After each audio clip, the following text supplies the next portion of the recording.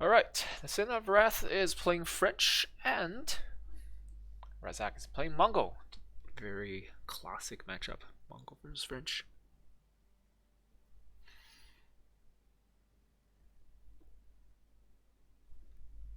I'm casting Razzag versus TheSinOfWrath right now. Alright, spawning. I don't know where it spawned. Ah, close spawn again. It keeps happening this tournament. It didn't happen to me though. I was lucky. Anyways, Mongol unpacking his Mongol stuff. French is doing his French stuff, croissant and stuff. Okay. Welcome to the stream, guys. Welcome to the YouTube channel as well. If you're watching on YouTube, subscribe and like. Okay.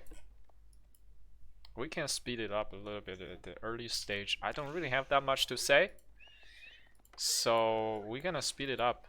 It's a little bit, early gaming AoE 4 is a little bit slightly boring. Not much exchange. It's like the early days of Starcraft 2 in Winds of Liberties when you start with what, 8 workers or something, or 6 or 5? No, not 5. I don't remember. Also in Brood War, you start with very little workers, so it takes a while to build up the economy. So it takes a few minutes to get any kind of action to happen. So yeah, in AoE 4 is the same. Starcraft 2 has changed that by increasing the initial number of workers in the third expansion, and second expansion as well. I don't know. The second expansion I started playing since the third expansion, but I don't know if AoE 4 would change their initial worker count or anything like that. It seems like a very big change for a game very well established. I don't know. Has AoE 2 experienced any this kind of change? I have no idea. But it will be interesting to see those changes. A lot of people don't like the change.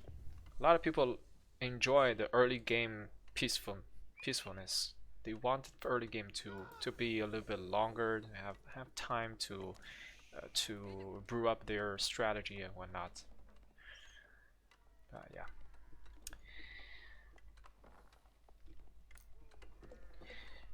AoE 2 introduced a mode where you start in feudal age, but is it like official? Like you can in tournament, do they play with that mode, or is it just for fun, for custom games?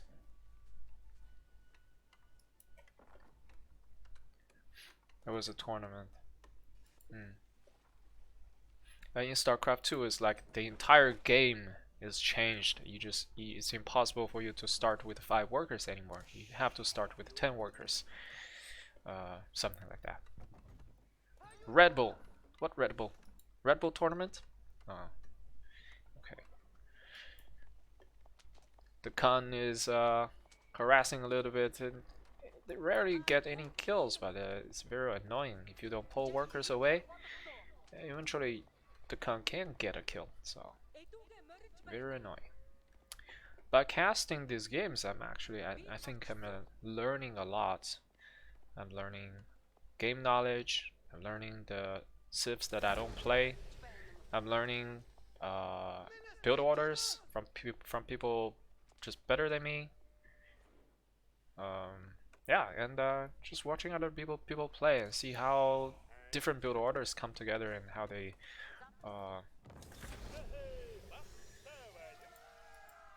collide. It's very interesting. You can learn a lot from that.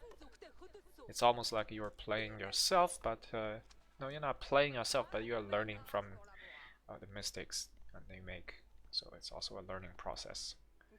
It's very nice. Anyways, the French has what? French, it has opened with a lot of scouts. I suspect he's getting professional scouts, very typical professional build. The pros all do this build. So I probably have to incorporate this into my build as well. Now my build order is always going for early stones and fast TC, fast second TC build. Kind of greedy, I don't know. So far in this tournament, I've never seen anyone play like that. So I would say I play very greedy compared to everyone else in this tournament, and I was punished for it as well. So I might just try this kind of build order. No, a professional scout and a lot of knights and putting on a lot of pressure. Actually, a lot of players don't get second TC at all in the entire game, even in Castle Age. We'll see the Mongols pumping out. Mangadai's got 2 archery range near the oval, so he's gonna be able to produce units really fast. The Mangadai is gonna be really annoying. He's trying to put on some pressure. Also, facing small amount of knight, Mangadais are actually gonna do pretty well. They can just kite all day long. Yeah. Professional scouts are getting more deer. It's not too far from the base, but still, it's safer this way. But doing professional scout means you have to micro a lot, you have to multitask really well. It is a challenge, no doubt. It's not easy to play like this.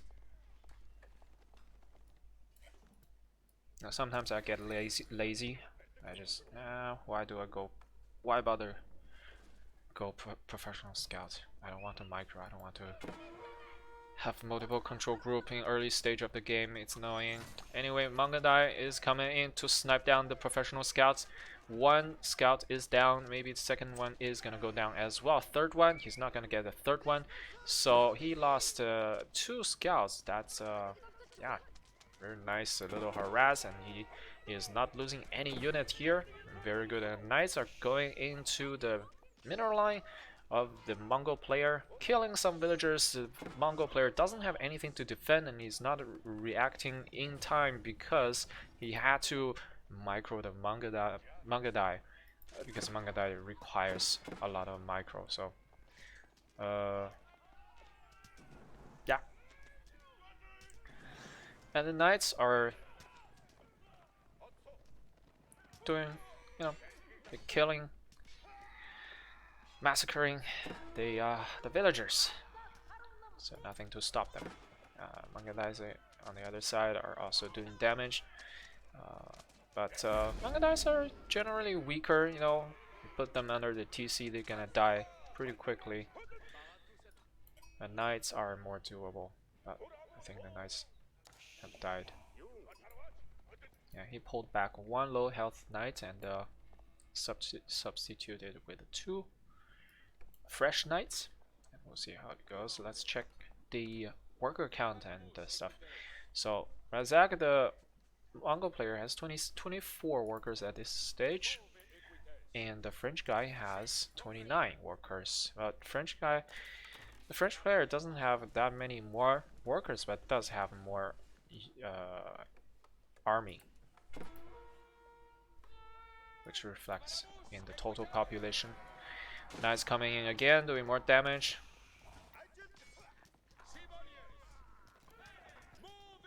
Catch a few. Oh, and that's GG. GG is called. Actually, the Mongol was unable to produce any more units. Yeah, well played. He had a double the population. The worker count was pretty even though. But the knight's pressure is just really annoying. It's very hard to deal with it mentally and also physically. Alright, that's the first game. Now let's jump into the second game. Why is it in my history?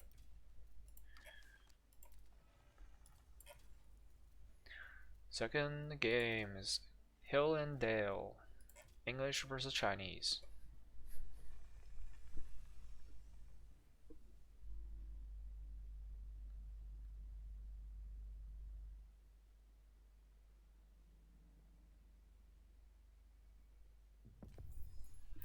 Alright, let's check out this map. Alright, spawning on the left side is the blue player, the English, the TheSinOfWrath, who just won the first game with French. And on the right side is the Chinese player, Razzag.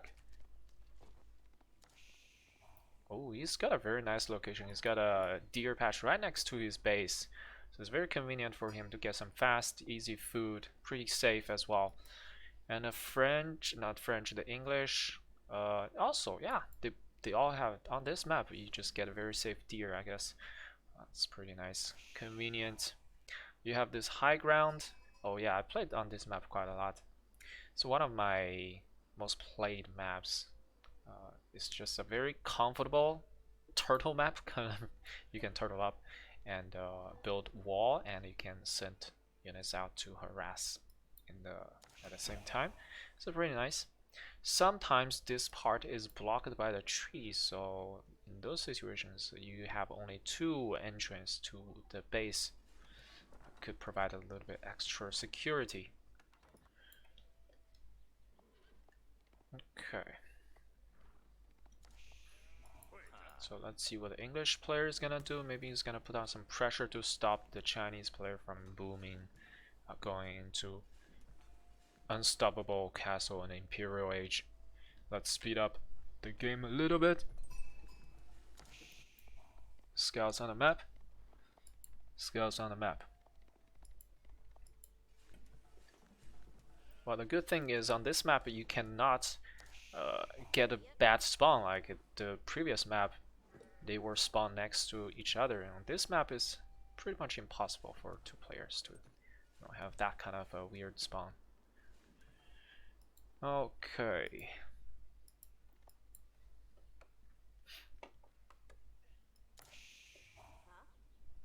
English player is getting a lot of gold. He's approaching, aging up. There you go.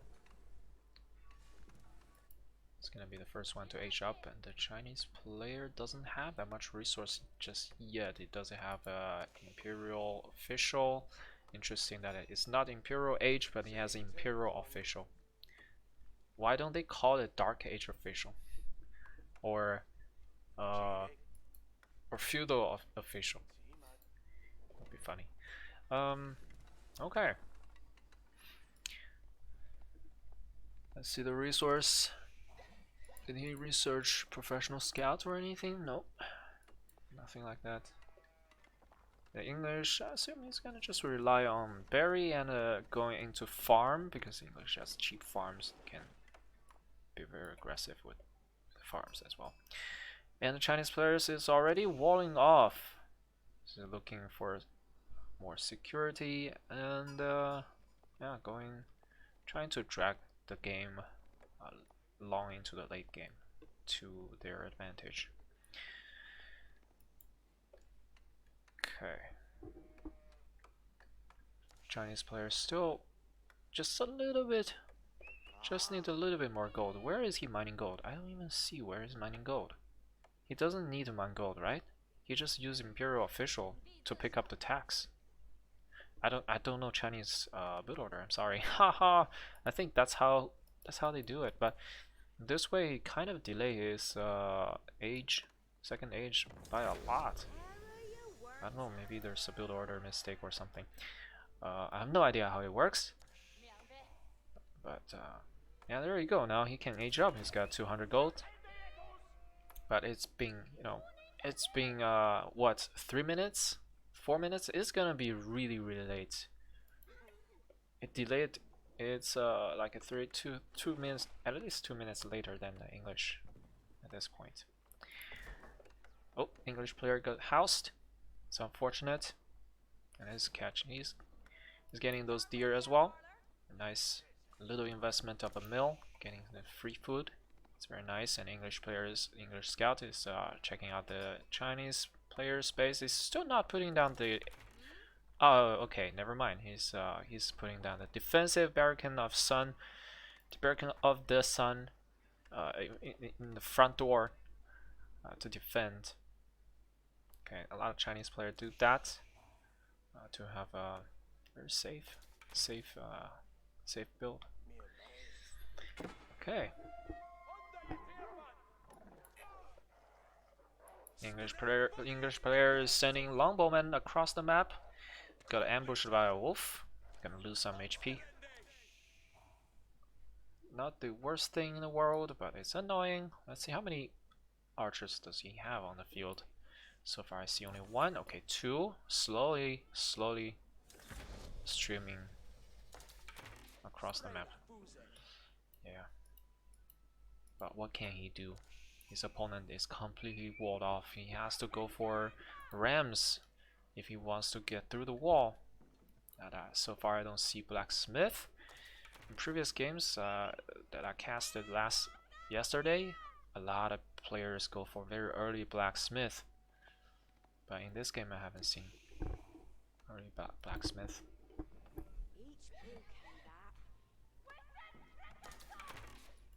The scout is screaming loudly.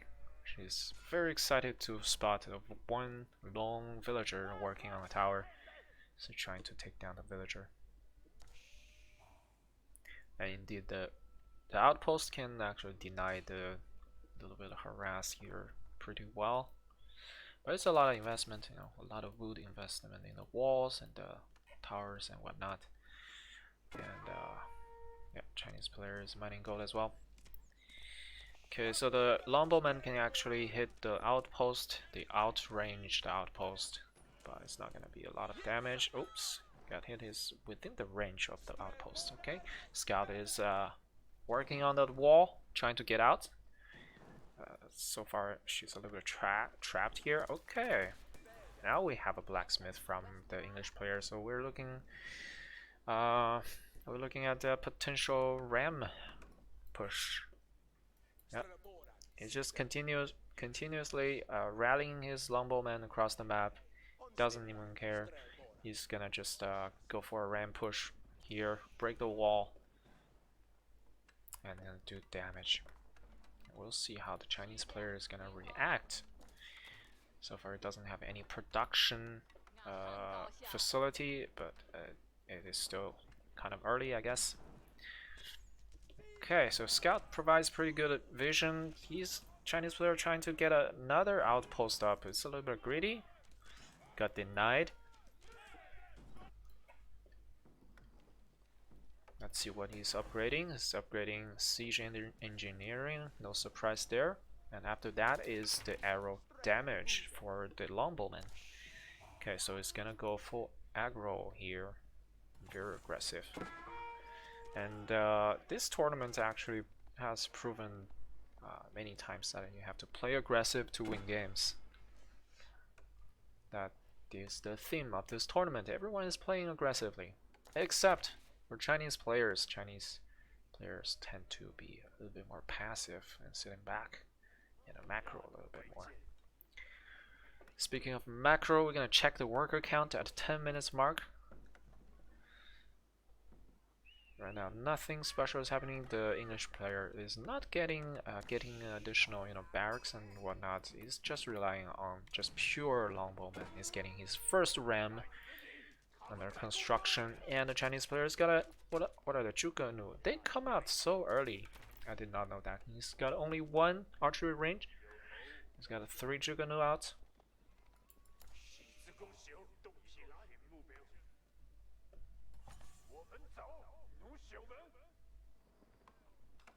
Oh, that's a lot. That is a lot. How did they build the zhuge nu so fast? They build units so fast.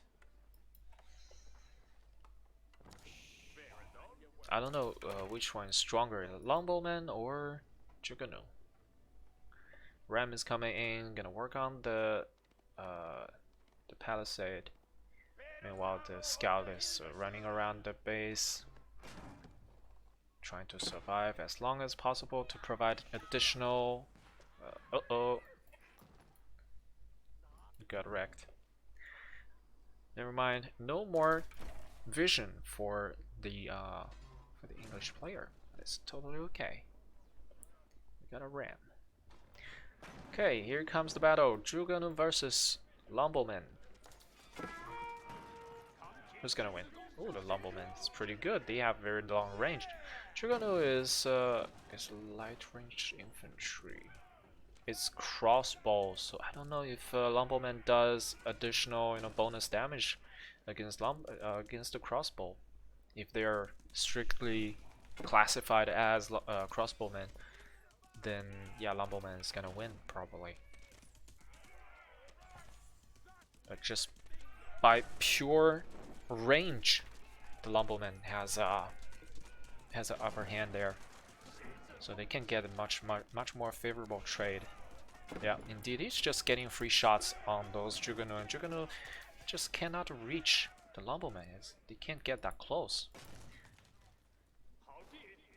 The range is shorter than a typical archer, so it's 4.5 tiles, while Lumberman has 7 tiles range. So that is they outranged the Juggernaut by quite a lot. So yeah.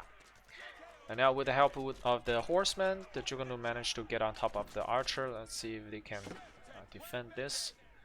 If archer can run just far enough, maybe can turn this around. Here comes the men at arm to help tank those Juggernaut shots, and yeah, he's turning this around. The reinforcements is enough, and men at arm is really strong and tanky, and the Juggernaut is not gonna be enough to defend this. And there it goes now. All the Juggernaut. Chinese player has 5 horsemen. I'm not sure how useful it's gonna be. Let's see. Horseman is supposed to be good against the archers.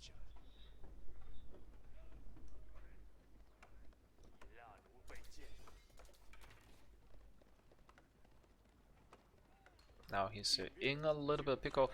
So he built a landmark here. It's good to defend, you know, this choke. Your opponent cannot go through there, but it also means that you don't have any defense near your base. So your base, your TC, where your villagers are working, is kind of naked, wide open. You have to build units to defend those. And here comes the skirmish between the horsemen and English men at arm and archers. And horsemen just don't have enough numbers. Just five horsemen is simply not enough.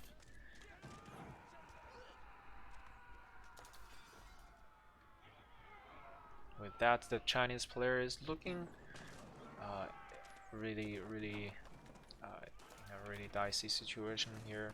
I don't know how he can bring this back. He's stable and archer range, both in range of the ram. The ram can work on these production buildings, so the Chinese will not be able to continuously producing more units to defend. It's gonna be very difficult for him. And let's take a look at the English base. Is he going for anything else? Is he gonna expand or do anything else? He's gonna put down some farms after finally finishing all the delicious deer meats. Is very, yeah, those farms are cheap, so it's pretty good. Alright, so the Chinese player lost the first archery range. He's got another one in the back right now. He's building clock tower. Is he being too greedy? I'm not sure. I don't know. It's so strange that when I play ladder, everyone's going for fast second TCs. But when I'm playing in this tournament and casting this tournament, nobody goes for second TC except for Abbasid or Delhi. I don't remember, but nobody goes for second TC. It's crazy. Everyone's on one base. This confused me a little bit. Now, if I play ladder, I'm not sure if I should go for fast second TC anymore. The Ram is continuously working on all those landmarks, is taking down one building after another. There's nothing to stop them.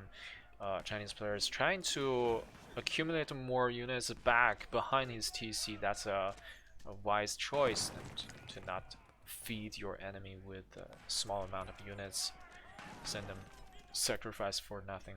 And English reinforcements are right here. He's not, yeah, there you go. He's mobilizing all his units. A handful of men at arms are really strong. They can definitely tank a lot of TC shots and continuously doing damage to the economy. Here comes the Palace Guard. They are also really strong. They are the men at arm class unit.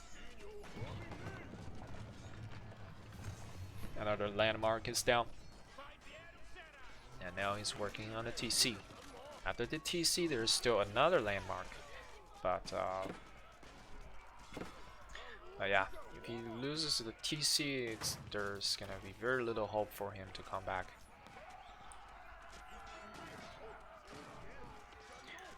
The Palace Guard is simply not enough. We still have more men at arms from the English than Palace Guard, so it's easily taken down. The Archer Fire, really powerful as well.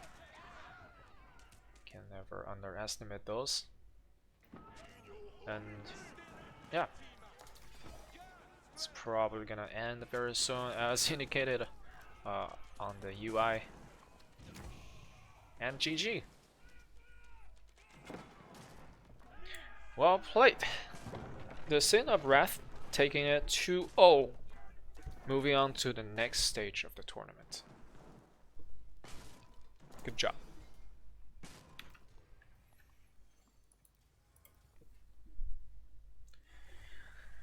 Alright, so let me see who somebody's playing right now so I can cast it. Kind of semi-live. Not really live, but semi-live.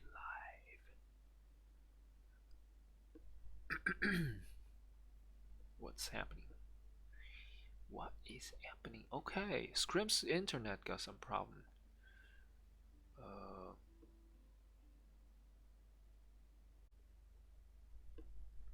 So unfortunately he's